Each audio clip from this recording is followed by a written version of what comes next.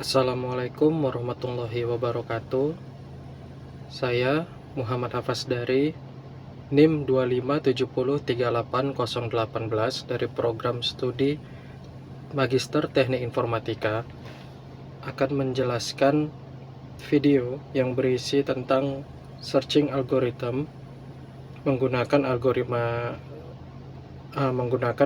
Dijkstra untuk tugas UAS mata kuliah kecerdasan buatan.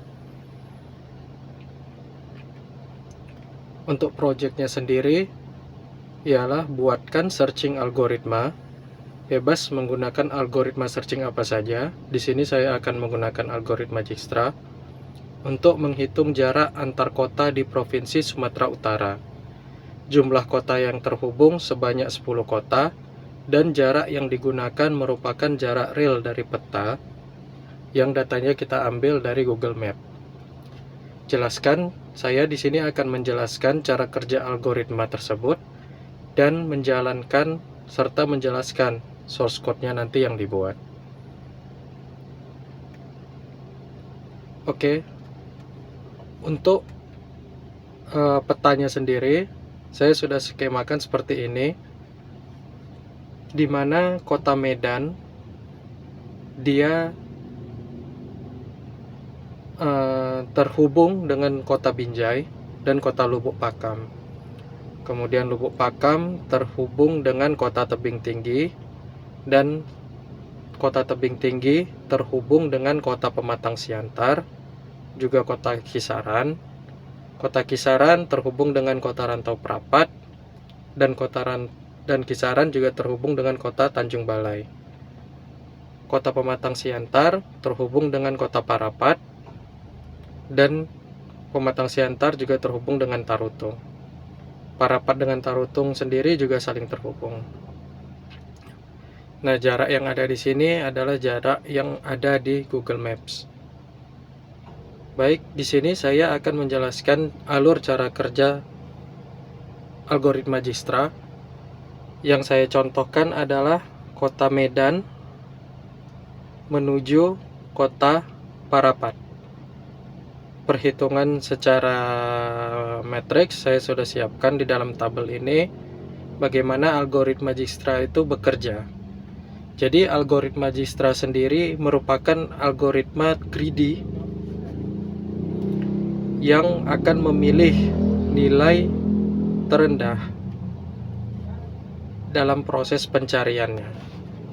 Oke, saya akan mulai dari kota Medan menuju kota Parapat. Algoritma Dijkstra sendiri akan memulai dari Medan. Di sini kita akan memberi kota Medan menuju Medan tentu saja 0. Kemudian di sini kita akan memberikan nilai awal itu tak hingga untuk kota Medan menuju kota-kota lainnya. Karena kita belum tahu, karena algoritma itu nanti belum tahu berapa jaraknya sampai dia mencarinya. Sehingga kita membuat nilainya itu tak hingga. Nah, kita mulai dari kota Medan. Medan menuju kota Medan tentu saja nilainya 0. Kemudian kota Medan menuju Binjai, itu kita akan bandingkan nilai tak hingga dengan nilai yang sebenarnya, yaitu 22 km. Nah, sehingga kita memilih nilai yang 22. Kemudian Medan juga terhubung dengan Lubuk Pakam 28 km, sehingga kita akan memilih minimalnya itu tak hingga, antara tak hingga dan 28, sehingga dipilih 28. Kemudian untuk Medan Tebing Tinggi itu tidak ada terhubung. Medan Pematang Siantar juga tidak ada terhubung. Begitu juga seterusnya, sehingga kita masih memberikan nilainya tak hingga. Nah, kemudian algoritma Dijkstra itu sendiri akan memilih nilai terendah terlebih dahulu. Di sini yang memiliki nilai terendah adalah 22, yaitu Binjai. Sehingga kita akan mempermanenkan nilai ini, yaitu 22 di kota Binjai. Selanjutnya, dia akan memulai dari kota Binjai. Nah, kita akan mulai dari kota Binjai. Di sini dalam algoritma Dijkstra, nilai yang sudah dikunci kita akan pakai itu untuk di nilai di tabel berikutnya, sehingga kita tidak perlu pusing lagi. Kita akan turunkan kembali di sini. Untuk Medan dia tetap 0, karena ini adalah cara kerja algoritmanya, ilustrasi cara algoritma tersebut bekerja. Kemudian untuk Binjai tadi kita juga sudah kunci 22. Nah, kemudian kita bisa lihat Binjai menuju Lubuk Pakam. Binjai itu tadi memiliki nilai 22. Nah, jika Binjai menuju Lubuk Pakam, maka dia akan membuat nilainya itu 22 ditambah 28. Berarti nilainya 50. Nah, 50, nilai 50 itu masih lebih besar. Nilai sebelumnya 28 masih lebih kecil, sehingga di sini kita akan tetap memakai nilai 28. Kemudian untuk kota berikutnya kita masih akan tetap memberikan nilai tak hingga.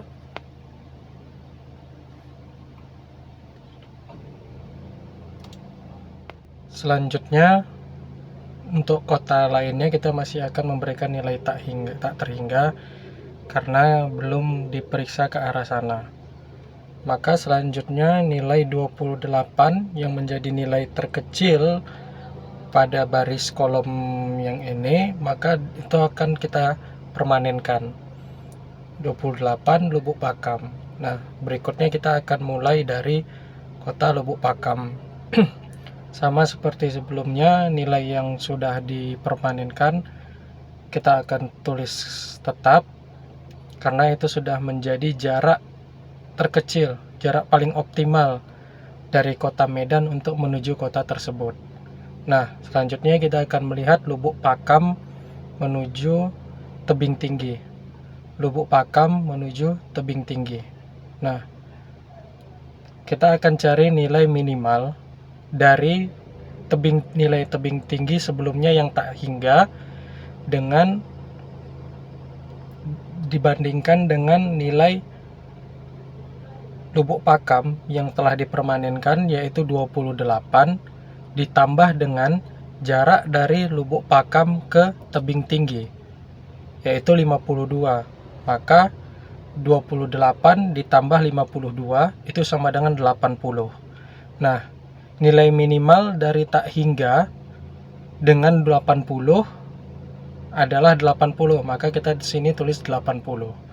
Kemudian Lubuk Pakam hanya terhubung dengan tebing tinggi, dengan Pematang Siantar tidak terhubung, dengan Kisaran tidak terhubung, maka nilainya masih tetap kita berikan nilai tak terhingga.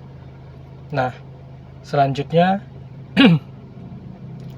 nilai terkecil yang belum dipermanenkan adalah 80, maka kita ambil nilai ini 80, yaitu tebing tinggi. Selanjutnya kita akan proses mulai dari tebing tinggi.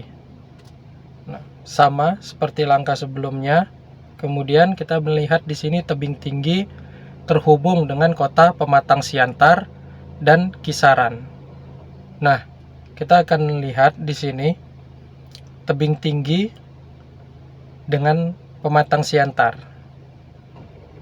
Kita akan lihat nilai minimal dari tidak hingga dibandingkan dengan nilai 80 yang sudah dijadikan nilai permanen dari kota tebing tinggi, Medan menuju tebing tinggi, ditambah dengan 48, yaitu jarak dari tebing tinggi ke Pematang Siantar, sama dengan 128. 128 dibandingkan dengan tak hingga yang lebih kecil adalah 128. Maka kita tulis di sini 128. Nah, selanjutnya kita akan periksa lagi tebing tinggi terhubung dengan kota Kisaran. Kita lihat, kita akan membandingkan nilai minimal Kisaran kota Kisaran yang sebelumnya tak hingga dengan 80. Itu tadi adalah nilai yang sudah dipermanenkan sampai di kota tebing tinggi, ditambah dengan jarak kota tebing tinggi menuju kota Kisaran, yaitu 98. Makanya 80 ditambah dengan 98 sama dengan 178. Nah, tak hingga dengan 178, lebih kecil 178, makanya kita tulis 178.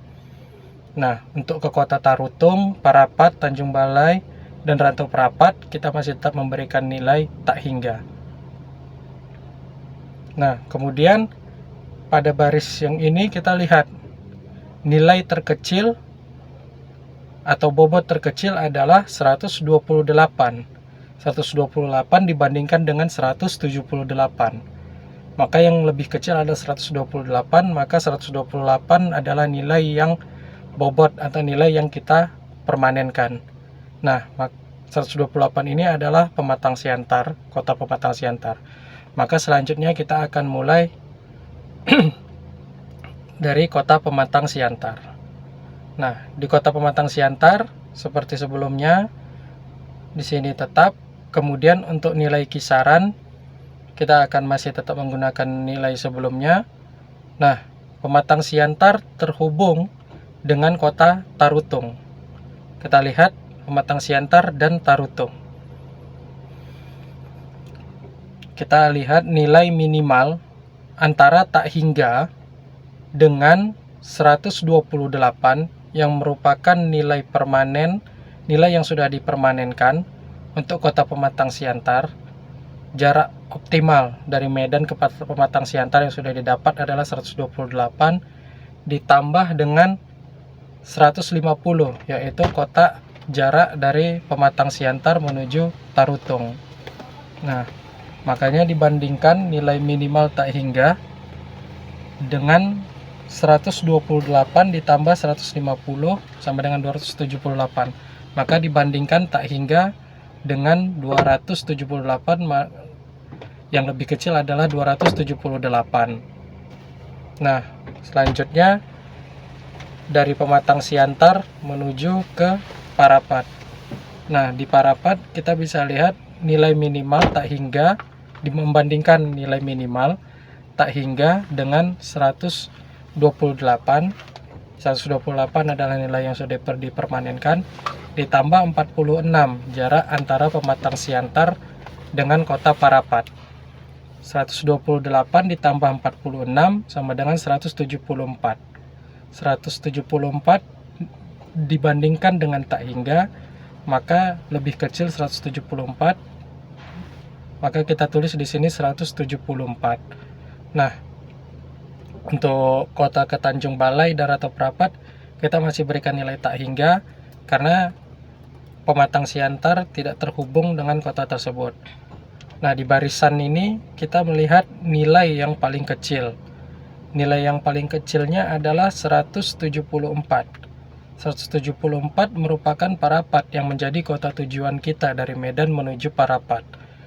Jika memang nilai terkecil pada baris tersebut adalah nilai dari kota yang kita tuju, maka searching dengan menggunakan Dijkstra akan berhenti karena sudah mencapai tujuan dengan nilai yang paling optimal. Namun jika misalnya di sini kita sudah sampai di Kota Parapat, tapi ada nilai yang lebih kecil lagi dibanding dengan nilai ini, maka kita akan mencari melalui nilai terkecil tersebut. Karena bisa jadi masih ada kemungkinan untuk mendapatkan hasil yang lebih optimal. Tapi berdasarkan contoh yang saya buat, Kota Medan menuju Kota Parapat, pada baris kolom ini sudah mendapatkan nilai terkecil yang dapat kita kunci atau kita permanenkan dan sudah berada di kota yang dituju, yaitu Medan Parapat. Bisa dilihat di slide selanjutnya. Nah, rute terpendek Medan menuju Parapat dari yang saya jelaskan tadi, maka rutenya adalah Medan menuju Lubuk Pakam, Lubuk Pakam menuju Tebing Tinggi, Tebing Tinggi menuju Pematang Siantar, Pematang Siantar menuju Parapat dengan total jarak 174 km. Ini sudah menjadi jarak yang paling optimal. Nah, dan di slide saya berikutnya ini saya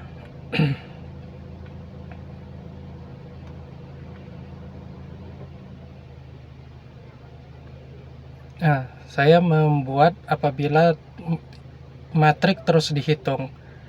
Apabila matrik terus dihitung dari kota Medan sampai dengan Rantau Perapat, maka kita akan mendapatkan seluruh nilai optimal dari kota Medan menuju kota-kota tersebut. Contohnya Medan menuju Binjai itu memiliki nilai paling optimal 22 km. Kemudian Medan menuju Lubuk Pakam 28 km, Medan menuju Tebing Tinggi 80 km, Medan menuju Pematang Siantar 128 km, dan seterusnya. Nah, alasan saya memilih algoritma Dijkstra untuk tugas searching kota ini dikarenakan hasil yang optimal. Algoritma Dijkstra menjamin bahwa rute yang ditemukan adalah rute terpendek yang benar-benar paling optimal. Kemudian dalam standar industri sendiri, hampir semua teknologi navigasi modern dan protokol pengiriman data menggunakan dasar algoritma Dijkstra, seperti kita contohnya sendiri Google Map. Nah, baik, selanjutnya saya akan masuk untuk membahas source code-nya. Ya, selanjutnya seperti yang tadi saya sampaikan, saya akan membahas kepada source code-nya. Di sini saya menggunakan Google Colab dengan bahasa pemrograman Python. Nah, di sini saya memakai library. Yang pertama itu import help. Di sini berfungsi untuk mengambil priority queue agar program bisa mengurutkan jarak terkecil secara otomatis.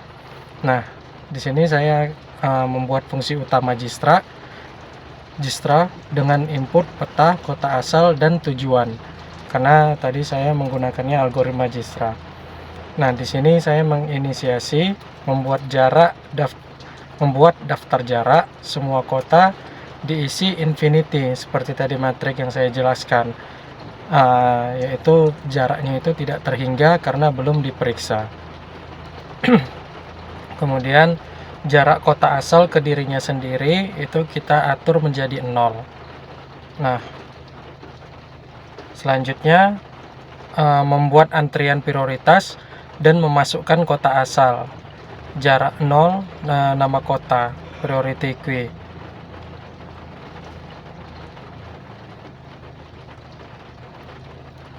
Nah, fungsi ini bertujuan untuk membuat catatan atau jejak untuk menyimpan rute yang dilalui.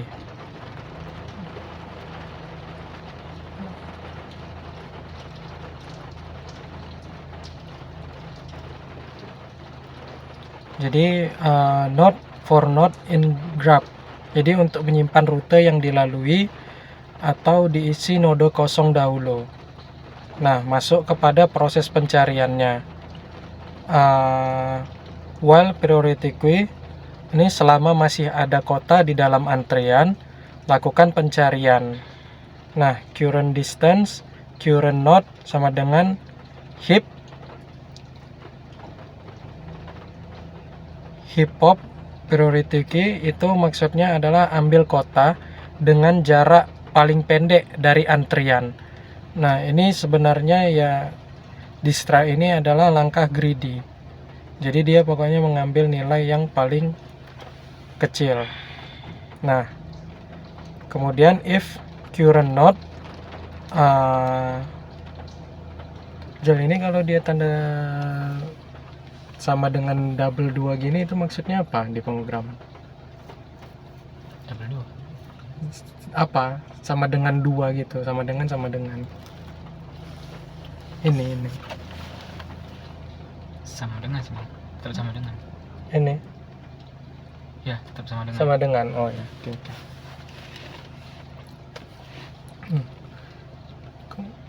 If current node sama dengan target node, maka break. Jika kota yang diambil sekarang adalah kota tujuan, maka pencarian selesai, pencarian dihentikan. Nah, kemudian cek satu persatu kota tetangga yang terhubung langsung dengan kota sekarang. For neighbor, wake in graph current node. Nah, maka dia akan mengecek satu per 1 kota tetangga yang terhubung langsung dengan kota sekarang. Kemudian distance sama dengan current distance plus weight. Nah, itu tadi yang saya jelaskan di matriksnya, yaitu menghitung jarak tempuh sampai di kota ini ditambah dengan jarak ke kota tetangganya. Nah, nilai yang sudah kita permanenkan tadi ditambah dengan jarak kota yang tetangganya yang mau dituju. Nah, kemudian jika hasil hitungan baru lebih kecil atau lebih pendek, bobotnya lebih kecil dari jarak yang dicatat sebelumnya. Nah, if distance lebih kecil distance tetangga, nah maka perbarui catatan jarak terpendek ke kota tersebut.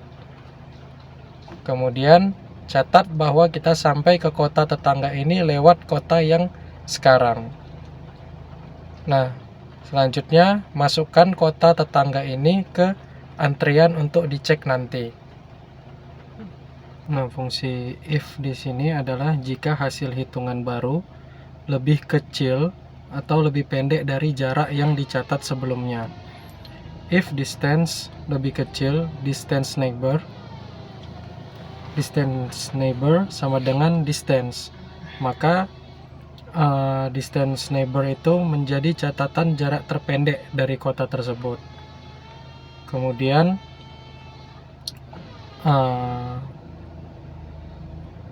predecessors ini adalah catatan jejak, yaitu daftar kota sebelumnya sama dengan current node, menjadi kota yang sekarang, node yang sekarang.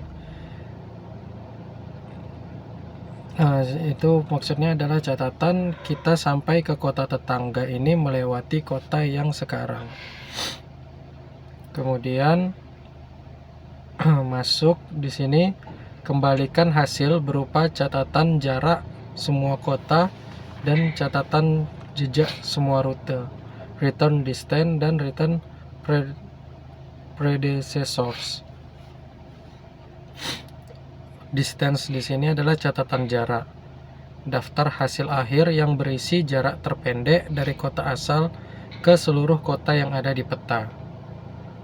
Kemudian predecessors ini yaitu catatan jejak. Jadi daftar kota sebelumnya, kota-kota yang sudah didatangi sebelumnya. Karena pada dasarnya Dijkstra ini hanya menghitung angka antar jaraknya. Lanjut, di sini kita masuk ke fungsi untuk menyusun jalur. Nah, get path, predecessor, start node, target node. Jadi node dimulai, kota yang dimulai, dan kota tujuan. Ini fungsinya untuk menarik benang, maksudnya menarik jaraknya itu, menarik rute yang jejaknya telah disimpan. Kemudian untuk path, ini fungsinya untuk tempat kosong menyimpan urutan kota yang nanti listnya akan ditaruh kemari. Jadi current sama dengan target node, yaitu mulai mencatat mundur dari kota tujuan menuju ke kota asal. Jadi Dijkstra itu nanti dia akan membaca mulai dari ujung kota tujuan balik ke nodanya, itu ditarik ke kota asal, kota kita memulai perjalanan.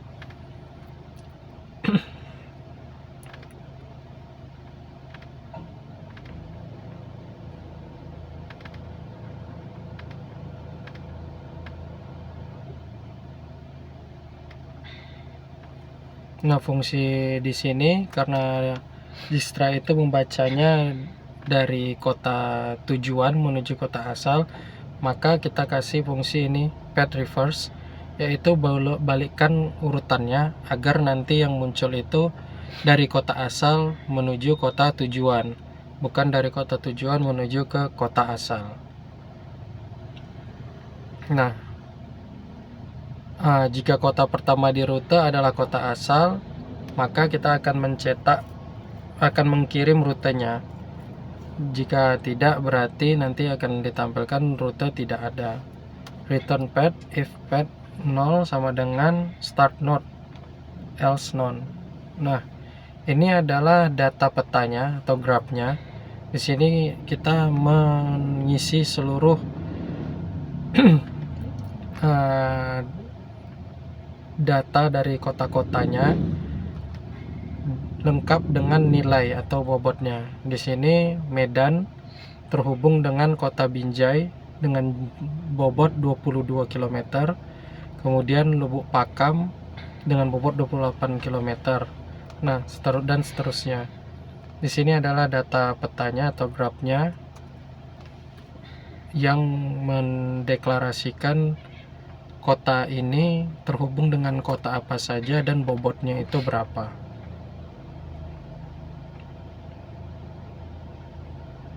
Nah, kalau ini tampilannya saat nanti di running, maka hasilnya akan seperti ini. Saya membuat ada inputan kota mana yang mau dituju dan kota mana kita bermulai dan kota mana nanti yang dituju. Apabila pengguna salah mengetikkan nama kota, maka nanti akan keluar nama kota tidak terdaftar. Nah, sebelumnya saya coba balik ke bagian ini. Nah, jadi Dijkstra itu nanti dia akan fungsi untuk menyusun jalur ini. Dijkstra itu nanti dia akan membacanya itu mundur dari kota yang sudah kita capai tujuan kembali ke kota asal, kota di mana kita mulai. Jadi dia akan mencari catatan jejaknya dan catatan jaraknya yang paling minimum. Dia akan membacanya mundur. Itu kenapa tadi dipakaikan fungsi path reverse untuk balikkan lagi urutannya menjadi kota asal menuju kota tujuan. Nah, baik, saya coba running programnya.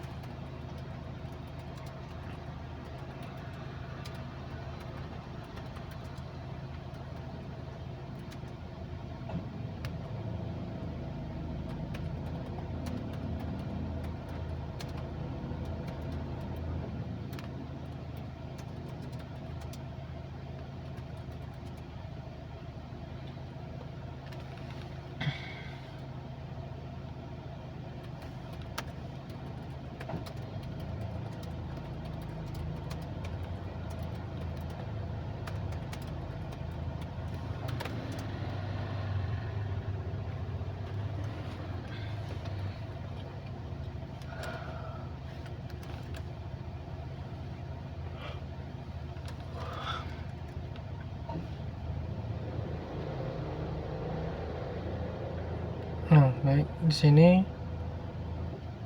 program mencari rute terpendek Sumatera Utara, masukkan kota asal. Saya akan memasukkan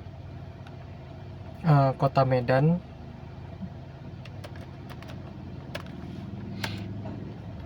Dan untuk kota tujuannya saya akan masukkan Parapat seperti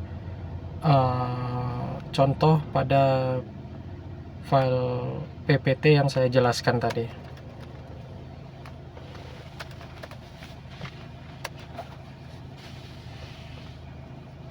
Nah, jadi bisa dilihat hasil jarak terpendeknya adalah 174 km, yaitu rutenya melalui Medan, Lubuk Pakam menuju Tebing Tinggi menuju Pematang Siantar, dan Pematang Siantar menuju Parapat. Nah, ini bisa dilihat dari contoh yang saya jelaskan tadi di slide PPT-nya. Medan menuju Lubuk Pakam menuju Tebing Tinggi, tebing tinggi menuju pematang siantar, dan pematang siantar menuju Parapat, sehingga didapatkan jaraknya itu yang paling optimal adalah 174 km. Sama hasilnya dengan program yang saya running tadi.